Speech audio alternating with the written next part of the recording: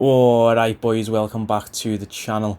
Now today we have an updated and new and fresh custom tactics video. Now my last custom tactics video sort of popped off a bit, but there was one comment that said everything that's wrong with this game, the way I set up my team, the way I defend, no focus on the attack, which is a lie. I do score a lot of goals during games, I do attack. As you can see on the screen there, we do have a new team. You would have seen this squad building in my previous video. If you haven't seen that, go and give that a watch. But yeah, so we have a bit more aggressive custom tactics here. I'm just going to get straight into it straight away. Now, it has replaced my ultra defensive tactic from the last video. The defensive style, the attacking style, and the ultra attacking game plan all remain the same as that video. So if you do want to see these in a more in-depth explanation and guide really about what I've got set up here, please do go and watch my last custom tactics video. But this is the big one here, boys, the ultra defensive game plan. Now, like I mentioned in that last video, the name of this game plan, being ultra defensive, does not reflect how I play in the game at all. It's just the name of the game plan and the default name for the custom tactic. Once you get into a game, you flick the D-pad down to ultra defensive, and this is what your team will change to. Now, in my last video, you saw ultra defensive was minute 1, defensive was about 30 minutes in, and attacking was when I was a goal down or chasing the game. And ultra attacking was if the 4-2-3-1 formation isn't working. This ultra defensive style here is exactly what my last one was. This is my minute 1 tactics. So as soon as we hit minute 1, and as soon as we kick off, this is what we go to, boys. We have press after possession loss, which is just a different defensive style. Like, I normally run balanced, but with kids running drop back and all of that these days, drop back one depth is coming back into fashion. You've got overload ball side as well, which is another OP tactic that people are using, especially in FUT Champions. But we do have press after possession loss. Now what this does is whenever you make a sloppy pass or a bad ball or you get tackled, your team, including like your CDMs, defenders, will all push up. Your attackers will push up and press the defenders. You can see there it says for approximately 7 seconds. You'll have everyone in your team will be aggy and trying to win the ball back for those 7 seconds. Now, this is perfect for when you play a sloppy ball or you're building up the possession and then you just do that one pass that goes a bit, you know, not where you aimed it, because we all know that happens in this game way too much. You aim a pass, a simple pass, and it just doesn't go where you aimed it. Now what this will do, make your defenders more aggressive, and they'll pounce. You see in the little graphic there, they will pounce onto the defenders or whoever's picked the ball up, and most of the time they'll win it back straight away. Especially if you have players in your team who have high aggression stats, high strength stats, and high defending stats. They will jump onto that defender or the midfielder, whoever's picked up the ball on the opponent's team, jump on them and win the ball back for you. Now we just have 5 width, just keeping it balanced. You know, we don't really want to go too wide, we don't want to go too narrow.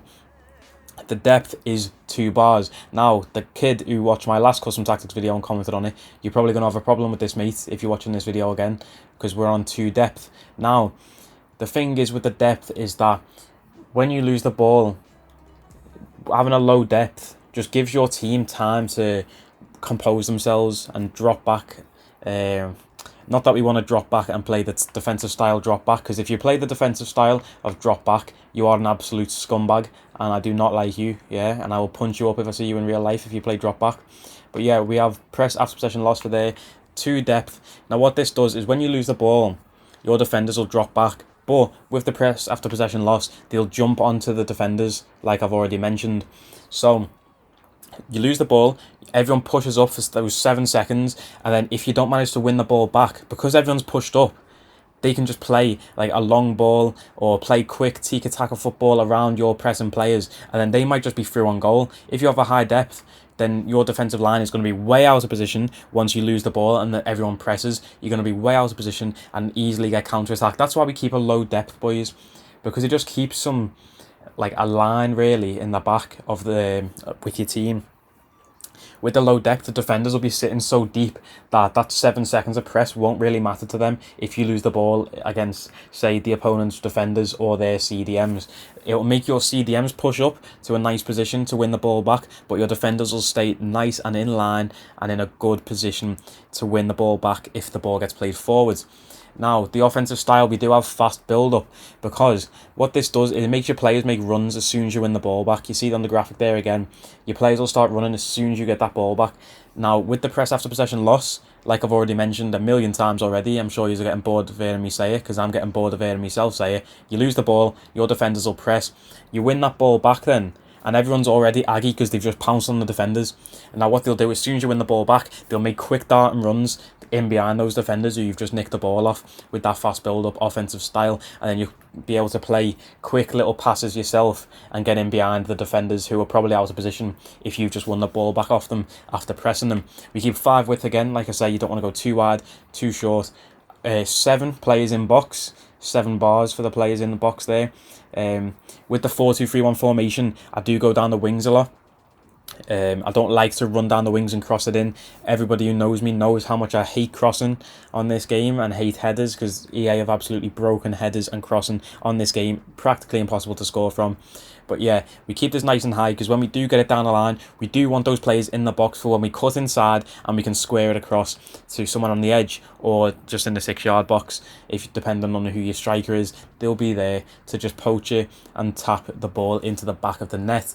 Now, as for corners, we stay on 2. You don't really score from corners on FIFA 20 at all. Like I already mentioned, headers broken, and the free kicks, the same again. If you're in a shooting position, you're not going to need players in the box because you're going to shoot, and from the sides you're best off just passing it short because you don't really win headers. Now, as for the player instructions, we do have stay back while attacking on both of our left back and right backs. The full backs stay back while attacking. You don't want your full backs joining the attack. You already have, you know, your free cams, your striker, maybe even one of your defensive mids to join the attack. You don't need your fullbacks running out of position and costing you a goal at the back because they weren't there. Nothing on the goalkeeper or centre-backs. I never touched goalkeeper and centre-backs in any of my teams. Now, as for the CDMs, we have Petit on stay back while attacking, or we did, stay back while attacking and cover centre. Petit is like my rock in this team, the anchor to hold the team down, to sit in front of my centre-backs and just win that ball back and then play the ball forward to my 3 incredible cams there, as you see on the screen. Now, as for De Jong, we do have cover centre, but we do not have stay back while attacking on De Jong. Frankie De Jong has a medium attacking work rate and a high defensive. So most of the time he will be in a defensive position anyway. But Team of the Year Frankie De Jong has incredible stats, boys. Great shooting, good pace, great passing stats. Sometimes it's always good to have an extra man during the attack there. We've already got 3 cams and a striker, 4 man in the attack. Most of the time that'll do it. But in those certain situations when you're just not making it work with your 3 or 4 attackers, having another CDM come up, another midfielder come up to assist isn't a bad call at all. Like I say, he does have a high defensive work rate, so he will be back most of the time, which is why we don't stay with the same custom tactic as Petit has, which is stay back. We just leave it on balanced attack. Now, as for the left mid and the right mid, we leave them balanced. In the last custom tactics, you would have saw I did have get into the box across and come back on defence. We have sacked that off for this formation. Like I said, it's more aggressive, more aggressive style of play. In the central camp, we do have Lionel Messi, and like you can see, everything is balanced apart from stay forward. We definitely want our camp to stay forward. We don't want him going back on the defence. We don't want him like just hanging around in the middle on basic. We want him to stay forward at all times. So when we do win that ball back with the defensive style we do have equipped, Messi and Benzema will always be up there, because as you see on Benzema, we do have get in behind, which is the best attack and run striker instruction you can have on your strikers in your team. Definitely play get in behind and stay forward. Like I say, that means that we'll always have 2 people in front positions to be able to spark counter attacks. In the last formation, what I noticed, I did have get back on defence or come back on defence in all 3 cams and get into the box for cross. When I won the ball back, having all 3 players across the front 3 there on come back on defence, it meant I had no one to start the counter attacks with. I can't remember who I had up front for the last weekend league. It was Jamie Vardy. Vardy was always up there by himself, and he never had any support to be able to play the ball to anyone around him. But with the stay forward on Benzema and Messi, we will always have 2 man up front to win that ball back for us and start the counter attacks. Now, boys, that is it for the custom tactic. Like I said, this is what I go into from minute 1 in the game, and most of the time I just stay in this. Last weekend on the FUT Champs, I had a howler. I had an absolute howler, and I bottled getting gold 1 thanks to EA disconnecting me from one of my last games. But we move on from that. We can't make any excuses. We took some bad losses. Should have got 20 wins easy, but we didn't. Halfway through the weekend league, I did switch to these custom tactics right here because I was having a stinker. I lost like 3 or 4 games in a row. Switch to these custom tactics here and had a much better record once I did switch to these. So if you put these on, then I'm sure it will improve your game. You just got to be careful though. With the press after possession loss, your defenders and midfielders and attackers, your stamina on those players will deplete very quickly. So you've got to make sure you're buying players with a high stamina stat, especially for playing FUT Champions. It's important because if you go to extra time with players, they'll already be knackered from pressing after possession loss for 90 minutes, and then you've got to do it for another 30 in extra time. Your players are going to be dead, like running on the last legs. That's why you need, for FUT Champs, you need good super subs and players with high stamina in your starting 11.